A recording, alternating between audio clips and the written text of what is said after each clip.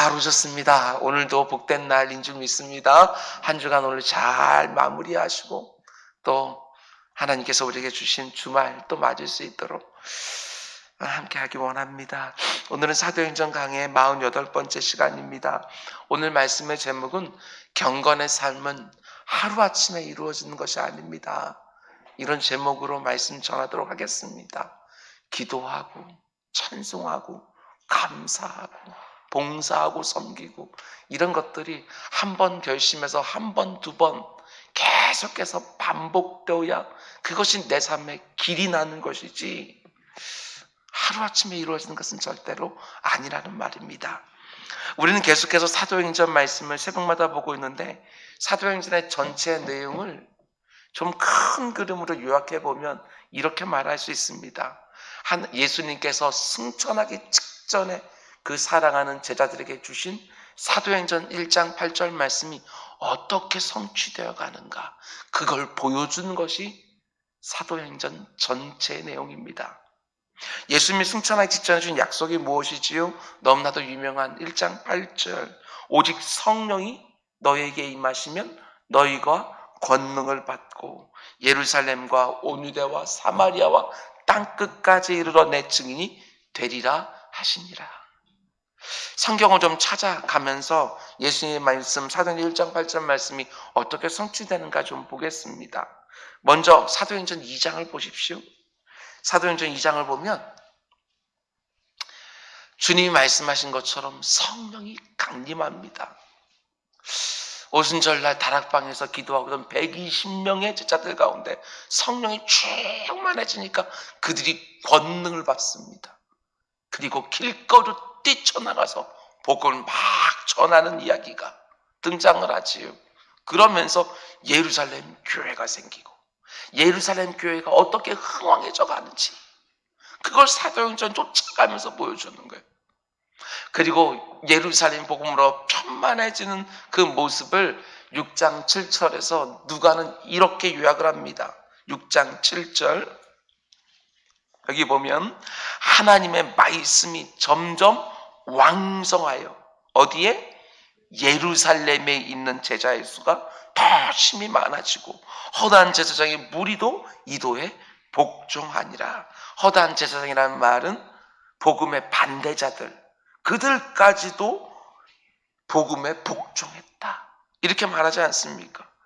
예루살렘은 제사장들이 다 모여있는 도시입니다. 예수님 말씀하신 대로 가장 먼저 예루살렘의 복음이 편만해진 거지요. 그 다음에 복음이 어디로 가야 됩니까? 1장 8절 말씀에 의하면 온 유대와 사마리아로 이제 복음이 가야 되지요. 이를 위해서 누가 쓰임받느냐? 사도행전 6장에 등장하는 7 집사들이 쓰임받는 것을 보게 되어집니다. 비록 구제 사역을 위하여 선출된 7 집사지만 이들을 통해서 복음이 온 유대와 사마리아로 퍼져가는 것을 보게 되어집니다. 제가 강의하면서 말씀을 드렸습니다. 히브리파 유대인들과 헬라파 유대인들의 차이를 말씀을 드렸습니다. 히브리파 유대인 출신들인 12 제자들은 사마리아 땅은 잘 안 갑니다.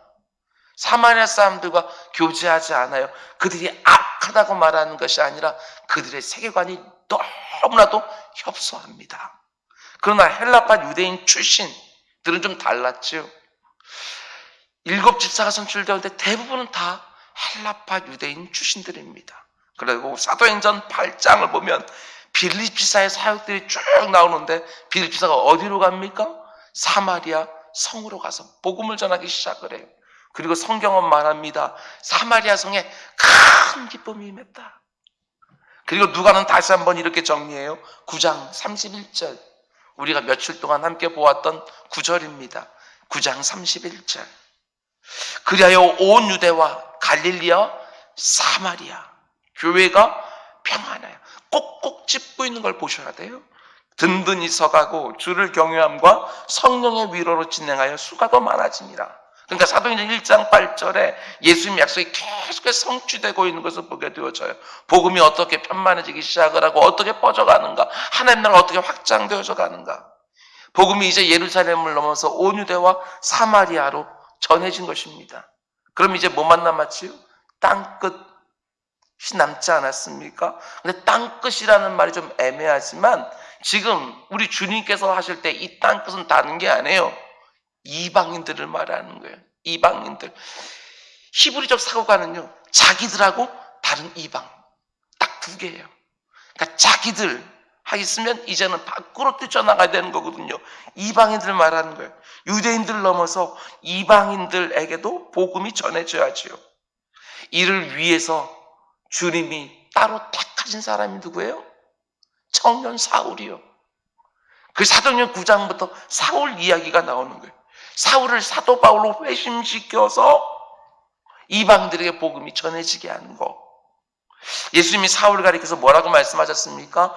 이방인들에게 복음을 전하기 위하여 택한 나의 그릇이다. 딱 집어서 말씀해줘요. 그런데 사도행전을 계속해서 읽어보면 아시겠지만 사울만 변해서는 안 됩니다. 예루살렘 교회 지도자들, 히브리파 유대인인 주님의 제자들도 변해야 되는 거예요. 12제자들을 비롯한 히브리파 유대인들의 구원관이 굉장히 협소했어요. 자기들만 선민이라고. 유대인들에게만 복음이 전해되는 것처럼. 이런 협소한 구원관을 깨뜨리게 주님이 이제 어떻게 하시느냐? 오늘 본문, 굉장히 중요한 본문이에요. 오늘 보면 사도행전 10장에서 히브리파 유대인들의 수장이라고 말할 수 있는 베드로를 바꿔내시는 거죠. 이해가 되시죠? 이렇게 말할 수 있어요. 우리가 앞에서 본 사도행전 9장은 사울의 회심 이야기지만 오늘부터 우리가 보려고 하는 사도행전 10장은 베드로의 회심 얘기예요. 베드로의 협소한 생각이 바뀌는 거예요. 아, 하나님이 이방들도 구원해 주시는구나. 이렇게 큰 그림을 먼저 그려놓고 사도행전을 읽으면 재밌습니다. 베드로이가 조금 나온 다음에 안디옥에 나오고 안디옥을 주님을 통해서 사도 바울을 통해 어떻게 복음이 계속해서 퍼져나가는가. 1차, 2차, 3차 선교여행과 마지막 로마로 잡혀가는 이야기, 사도행전의 이야기예요. 한마디로 요약할 수 있어요. 오늘 본문을 보면 주님이 베드로의 생각을 완전히 바꿔놓으신데 누구를 도구로 사용하시느냐? 고넬료라고 하는 로마인, 이방인을 사용해서 베드로를 바꿔내십니다. 설교를 준비하면서 왜 고넬료였을까 생각해 봤습니다. 그에게 어떤 점이 있었길래 복음이 유대인에게서 이방인으로 넘어가는 이 엄청난 역사에 그가 쓰임받았을까? 오늘 새벽과 다음 주 월요일 새벽에 두 번에 걸쳐서 고넬료에 대해서 좀 묵상하려고 합니다. 먼저 1절 말씀 보세요. 가이사랴에 고넬료라는 사람이 있으니 이달리아 부대라는 군대의 백부장이라. 이게 특별했을까? 1절이. 그렇진 않았을 것 같습니다. 가이사랴에 그 당시에 한 군단이 주둔했대요. 한 군단이 몇 명이냐? 6,000명. 그럼 6,000명이면 백부장은 몇 명이에요? 안 어려워요. 몇 명? 60명. 고넬료는 60명 중에 그냥 하나예요. 그러니까 이달리아 부대에 백부장했다는 것이 그렇게 특별한 것은 아니에요. 그런데 2절을 보세요. 그가 경건하여 온 집안과 더불어 하나님을 경외하며 백성을 많이 구제하고 하나님께 항상 기도하더니 저는 이게 특별했겠구나 생각을 했습니다. 성경은 고넬료의 삶을 소개합니다. 기록해서 보여줄 가치가 있으니까 성경에 나오는 것 아니겠어요? 고넬료는 이탈리아 부대 백부장입니다. 바쁜 사람이고 점령지에 주둔하고 있는 군인입니다. 그런데 놀랍게도 그에게 어떤 일이 있었는지 몰라도 성경이 기록해주지 않으니까, 그런데 유대인들이 믿는 하나님을 믿게 되었고 그 하나님을 섬기는 자가 된 거예요. 단지 믿고 섬기는 정도가 아니라 경건하여 온 집안과 더불어 하나님을 경외하고 정복군으로 있으면서도 피정복민들을 힘써 구제하고 무엇보다도 항상 기도하는 신실한 신앙이 된 거예요. 이게 흔한 일이겠습니까? 아니요. 정말 특별한 경우였을 거예요. 이런 생각이 들었습니다. 아, 하나님이 다 예비해 놓으셨구나.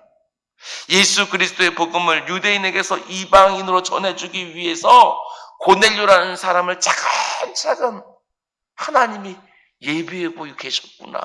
이 생각이 들어요. 그렇습니다. 하나님은 뭔가 즉흥적으로 어떤 일을 하시는 분이 아니십니다. 하나님은 아주 세밀한 계획을 가지고 이 땅을 운행하시지요. 내 인생도 하나님이 즉흥적으로 인도하는 게 아니라고 저는 분명히 믿습니다. 내 인생도 하나님의 계획을 가지고 인도하시죠.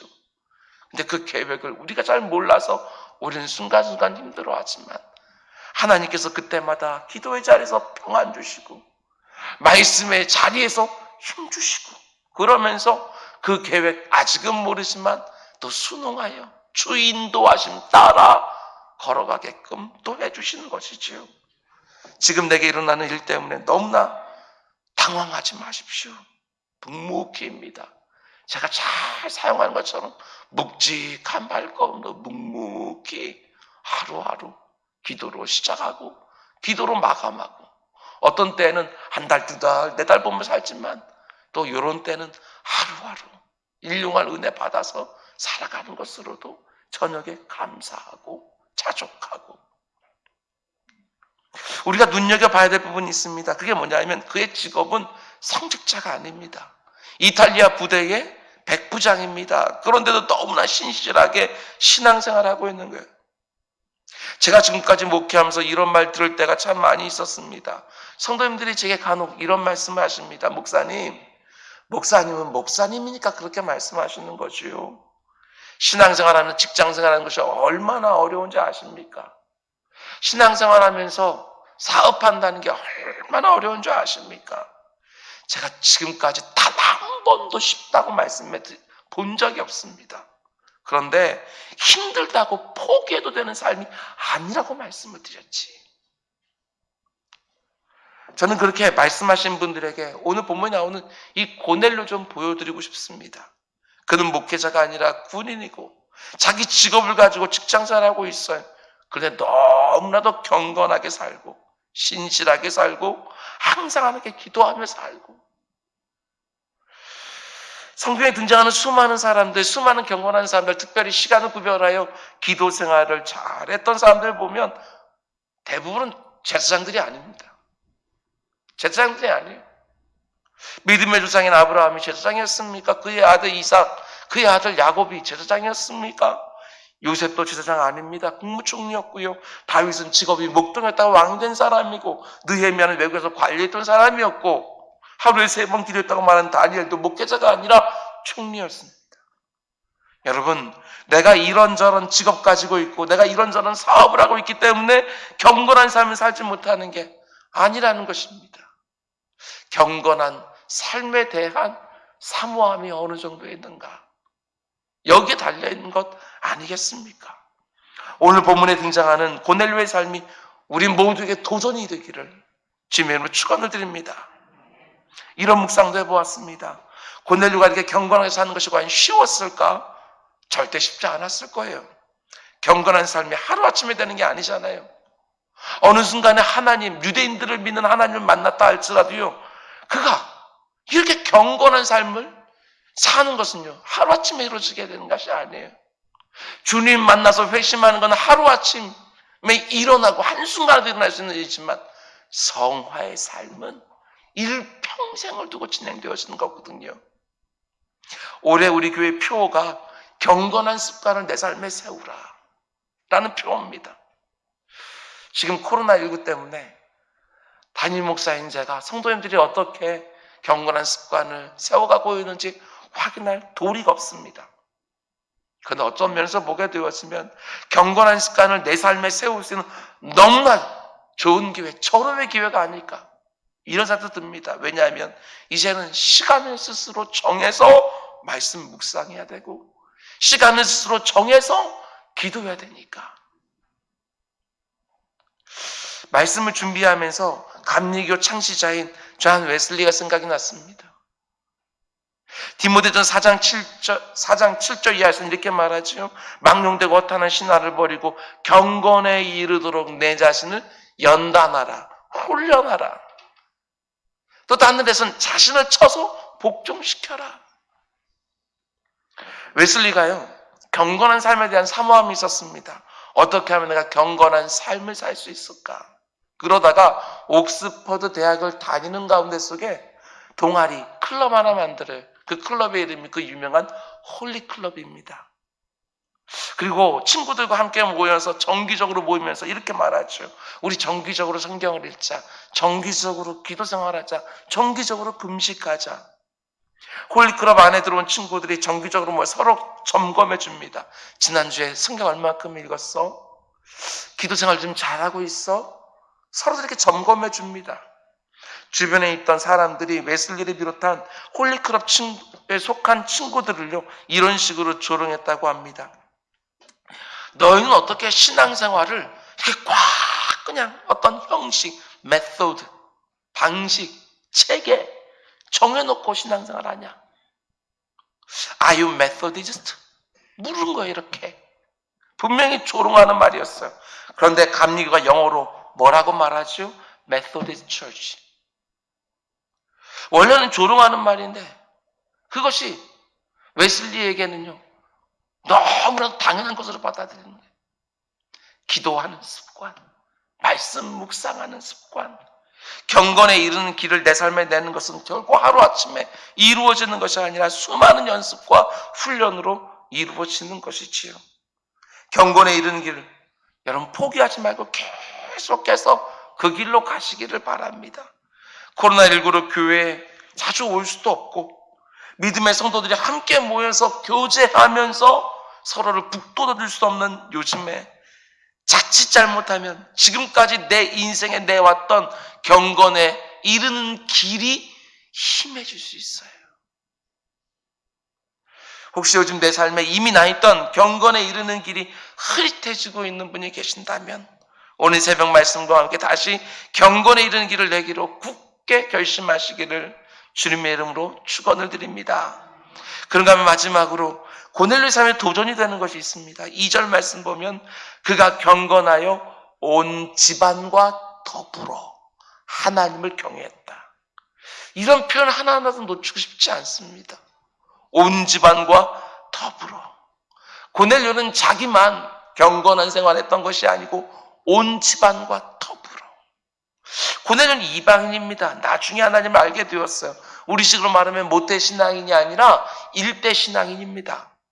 인생의 어느 순간에 하나님 알게 되었어요. 그 집안은 처음 예수 믿었어요. 그런데 자기만 믿고 끝난 것이 아니라 온 집안에 예수 그리스도 증거하여 다 같이 하나님을 섬기며 살았다. 너무나 귀한 모습이지요.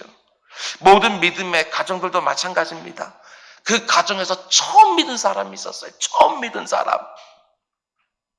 부부가 함께 신앙생활을 같은 날 시작했다 할지라도 누군가가 먼저 가자고 한 사람이 있었을 것이고